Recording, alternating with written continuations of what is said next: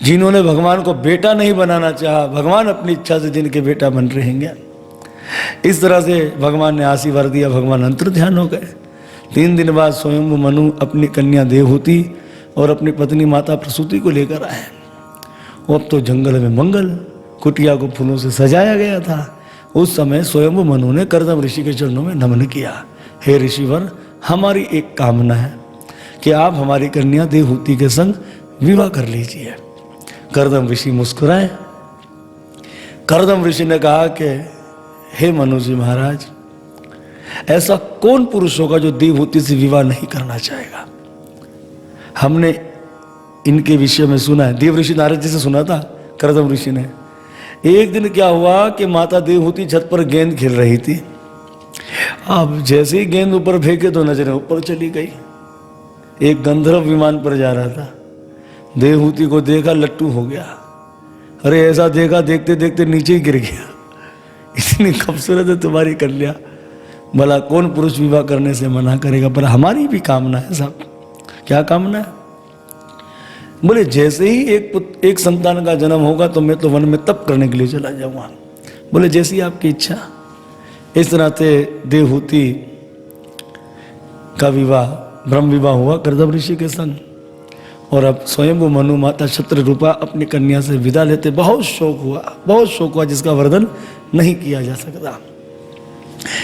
अब कर्दम ऋषि में क्या हुआ कि पति पत्नी का विवाह हो गया और कर्दम ऋषि समाधि में चले गए। 12 वर्षों तक समाधि में रहे और जब नेत्र खोले, अपनी पत्नी को देखा तो आंखों से आंसू आ गए कि जो राजकन्या देवहूति आज तपस्वी बनी हुई है, बाल बिखरे हैं, वस्त्र फट गए हैं, धूल से लथपथ शरीर है और वस्त्र ऐसे फट गए कि अंग भी दिखलाई दे रहे हैं। उस समय कर्दम ऋषि ने कहा कि हे देवहूति, तू तो राजकन्या थी, क्या तपस्वी बन गई, बता तेरी क्या कामना है। उस समय देवहूति ने कर्दम ऋषि के चरणों में नमन करते हुए कहा कि प्रभु, एक पतिव्रता स्त्री की अपनी पत्नी से क्या कामना होती है, संतान की, आप मुझे संतान प्रदान कीजिए। उस समय ऋषिवर ने अपनी दिव्य शक्ति के द्वारा कामक विमान बना दिया साहब। हजारों महल, हजारों बाग बगीचे, हजारों तालाब जिसके अंदर थे। देवहूति को कहा चलो इस विमान पर। अब देवहूति को तो शर्मिंदी लगी कि धूल से लथपथ शरीर है, फटे वस्त्र, बाल भीग रहे। तो उस समय कर्दम ऋषि समझ गए अपनी पत्नी का भाव। बोले देवहूति, बिंदु सरोवर है, इसमें स्नान करो। जैसे ही देवहूति स्नान करने के लिए गई, अपने तपोबल से श्री कर्दम ऋषि ने हजारों दासियों को पैदा कर दिया उस तालाब से। मानो स्वर्ग की अप्सरा भी क्या होगी उनकी खूबसूरती के आगे। और उन दासियों ने कर्दम ऋषि की पत्नी को खूब श्रृंगार करवाया, स्नान आदि कराया, हल्दी लगाई, मालाएं पहनाई, वस्त्र आभूषण पहनाए। हमें शिक्षा लेनी चाहिए। कर्दम ऋषि को क्या जरूरत थी विवाह करने की?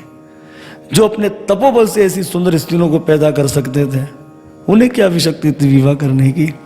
लेकिन हमें शिक्षा लेनी चाहिए। कर्दम ऋषि हमें यही शिक्षा दे रहे हैं कि देखो, आपके पास जितना भी तप बल है उसका गलत उपयोग नहीं करना चाहिए, कल्याण करने के लिए करना चाहिए। उन्होंने ये उपयोग किस लिए किया? अपनी पत्नी की सेवा के लिए। और विवाह में धर्म अनुसार ही विवाह करना चाहिए, ब्रह्म विवाह। ये शिक्षा हमें दी। अब उस विमान के ऊपर कर्दम ऋषि विराजमान है, देवहूति विराजमान हो गई और कामक विमानता जो कामना करो उस विमान पर पूरी हो जाती थी।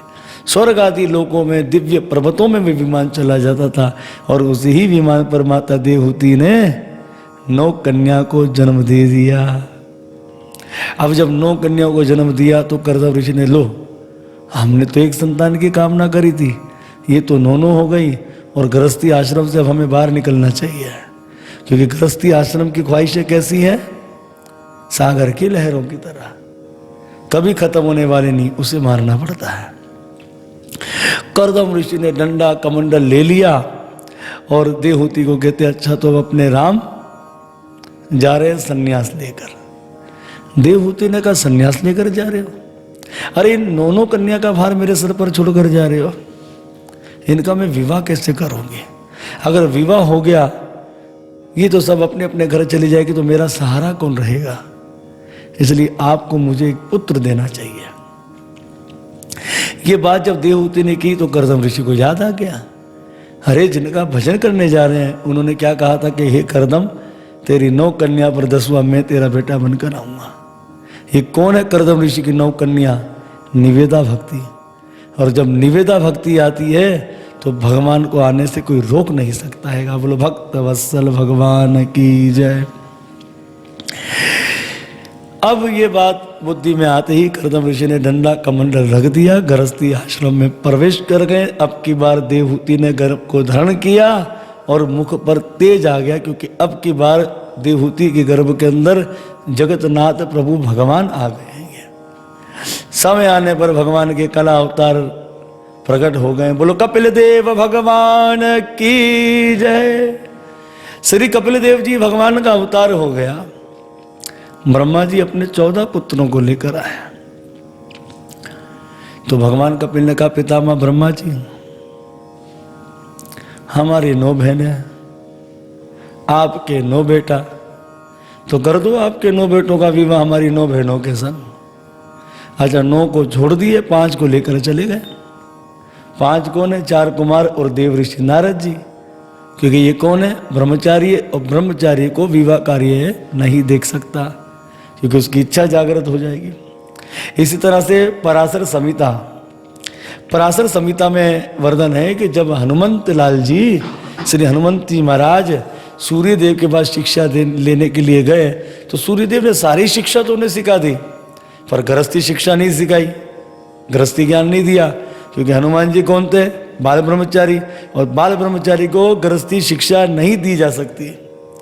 तो उस समय सूर्यवचला नाम की सूर्य की कन्या थी, तपस्विनी थी। सूर्यदेव ने उन्हें बुलाया। ये पराशर संहिता में लिखा है। हमारी 18 संहिता है। कितनी है कि 18 संहिता है, और संहिता से ही पुराना बनता है। तो बुलाया महाराज। उस समय हनुमंत जी का विवाह सूर्यवचला से हो गया। सूर्यवचला कौन है? सूर्य की कन्या। उसके बाद हनुमान जी को सूर्यदेव ने ज्ञान का उपदेश दिया गृहस्थी आश्रम का। हनुमान जी को गृहस्थी आश्रम में रहकर गृहस्थी आश्रम की शिक्षा हो गई। सूर्यवचला तप करने के लिए चले गई। हनुमान जी सूर्यलोक से नीचे आके ब्रह्मचारी बन गए पुनः। तो इस तरह से हमें शिक्षा लेनी चाहिए कि ब्रह्मचारी को गृहस्थी शिक्षा नहीं दी जा सकती। तो जो ब्रह्मचारी होते हैं वो विवाह कार्य कैसे करवा लेते हैं? वो क्या शिक्षा देंगे ब्रह्मचारी होकर विवाह कार्य में? इसलिए ब्रह्मचारी को गृहस्थियों से दूर रहना चाहिएगा, नहीं तो उनकी ख्वाहिशें बढ़ जाएगी विवाह कार्य को देखकर। इस तरह से 5 को लेकर चले गए। तो भगवान कपिल की कितनी बहनें थी? 9। और ब्रह्मा जी के कितने बेटा हैं? 9। तो 9 का विवाह भगवान कपिल की 9 बहनों से हुआ। मरीचि का विवाह कला के संग, अत्रि ऋषि का विवाह अनुसूया के संग, पुलस्त ऋषि का विवाह हविर्भू के संग, अंगिरा ऋषि का विवाह श्रद्धा के संग, क्रतु ऋषि का विवाह क्रिया के संग, और भृगु ऋषि का विवाह ख्याति के संग, विशेष ऋषि का विवाह अरुंधति के संग, पुलह ऋषि का विवाह गति के संग, और अत्र ऋषि का विवाह शांति के संग हो गया। तो ये 9 ऋषि अपनी 9 पत्नियों को लेकर चले गए।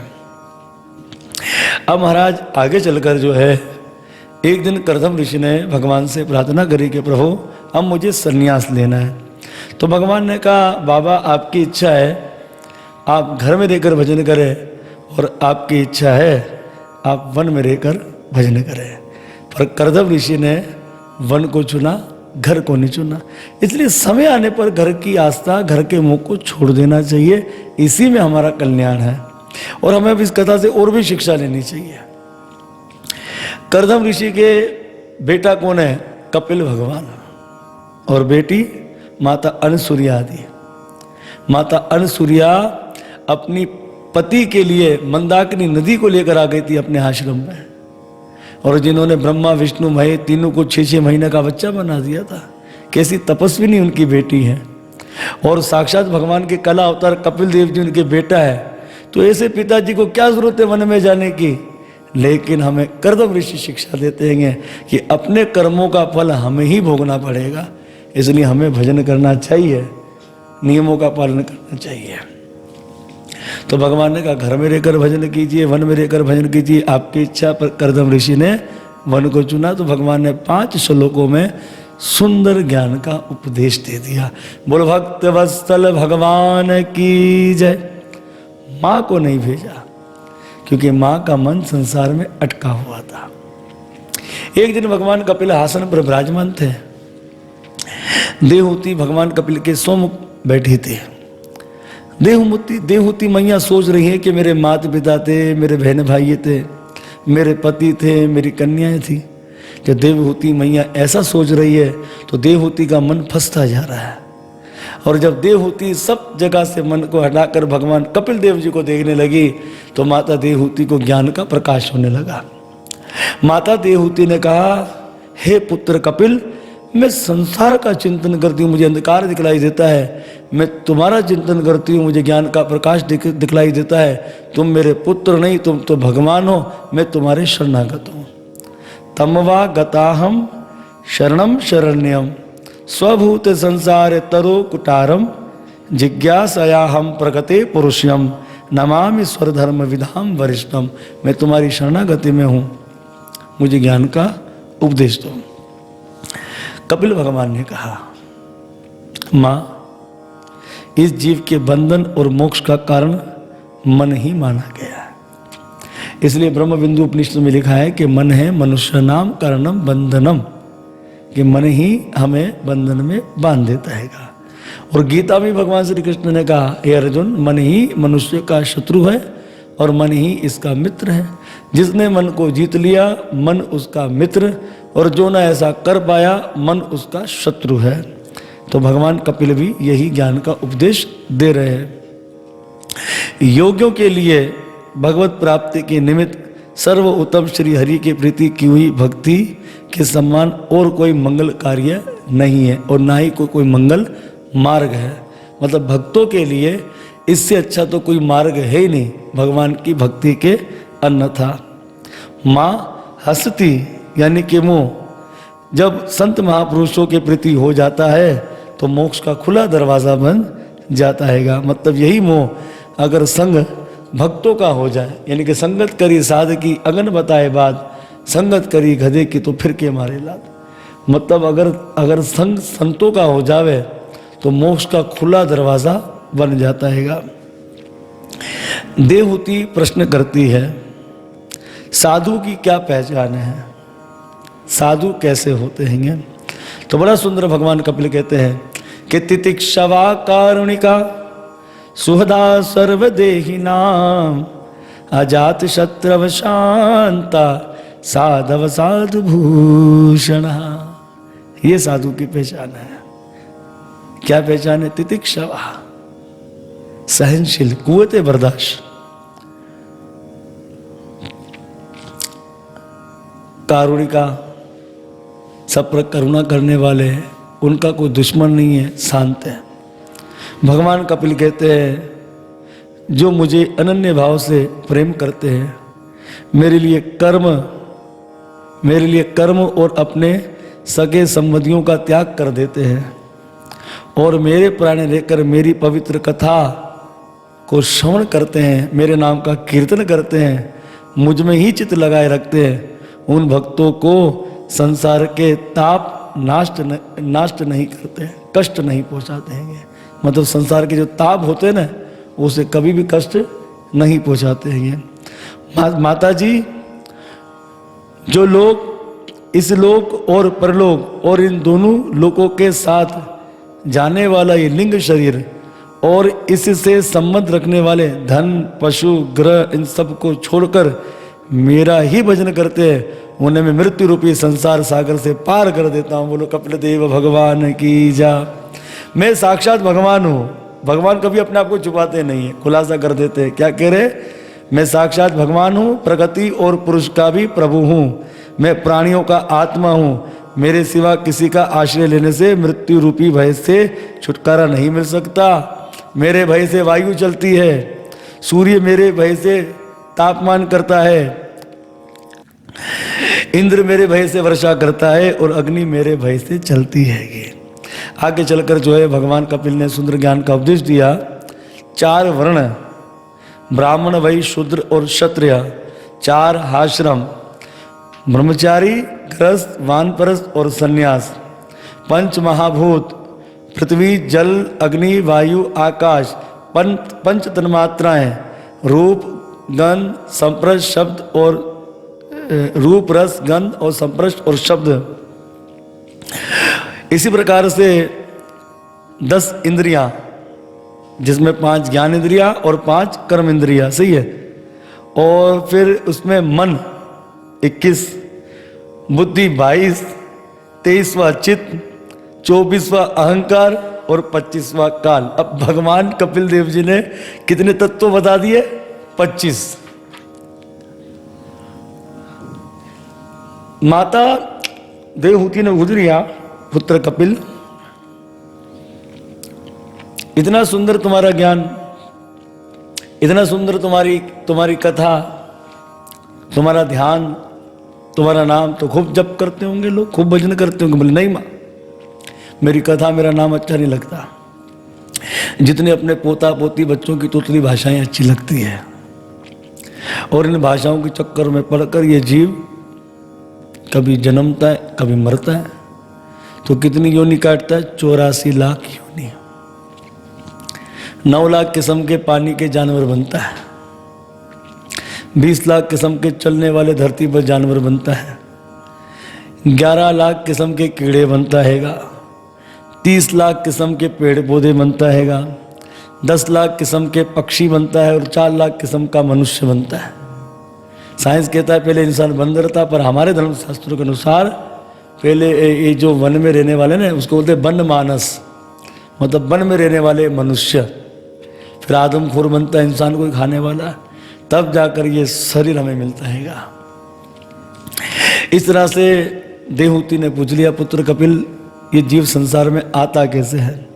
तो बड़ा सुंदर भगवान कपिल जो है जीव की उत्पत्ति के विषय में बताते हैं।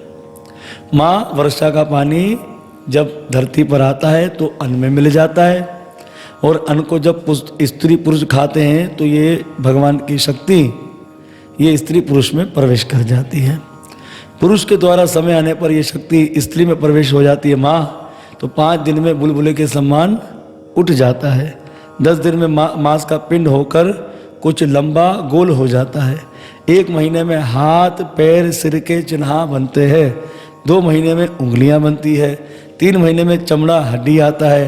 5 महीने में शरीर पर रोम बाल के आकार आ जाते हैं।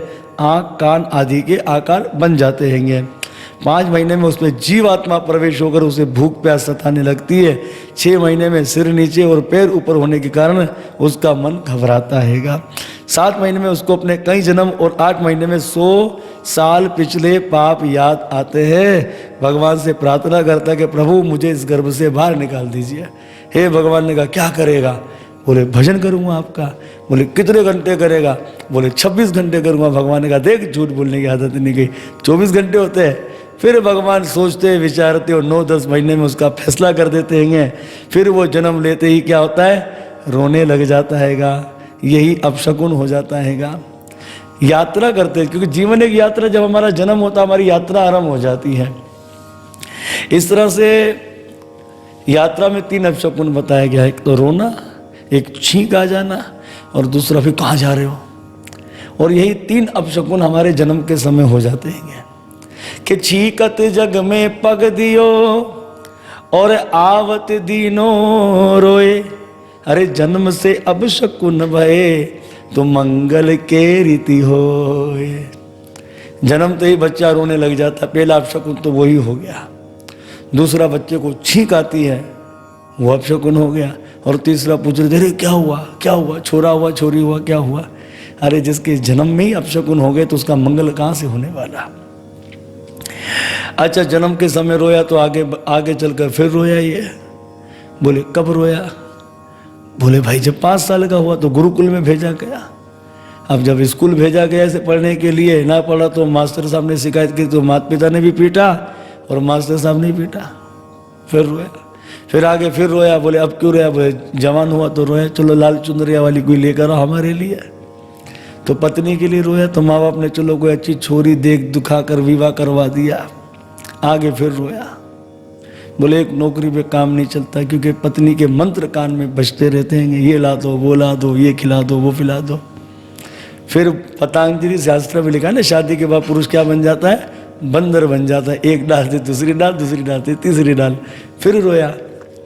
अब बच्चे हुए, फिर बच्चों के बच्चे हो गए, फिर उनके बच्चे हुए, फिर खटिया में लंबी सांस लेना, रो रहा है।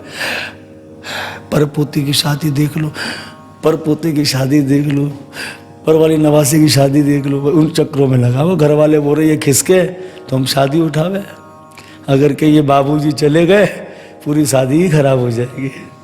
तो वो उनके जाने का इंतज़ार कर रहे हैं और ये परपोती की शादी का इंतज़ार कर रहेगा। भगवान कपिल कहते हैं माँ, मोह में मरता है जीव और फिर नरकों की याचना करता है। तामरस, अंध तामरस, रौरव, महारौरव, कुंभिपाक, कालसूत्र, इस प्रकार से ये मोह में मरने वाला मोह को ही प्राप्त करता है।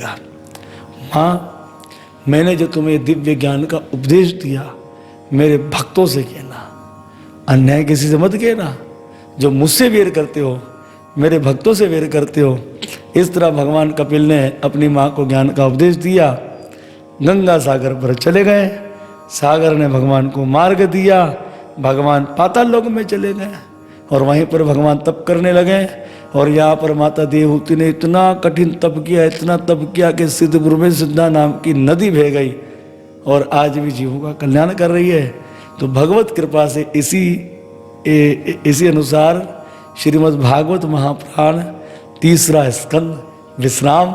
हरे कृष्णा कृष्णा कृष्णा हरे हरे, हरे राम राम राम हरे हरे। बोलो दीन बंधु भगवान की जय।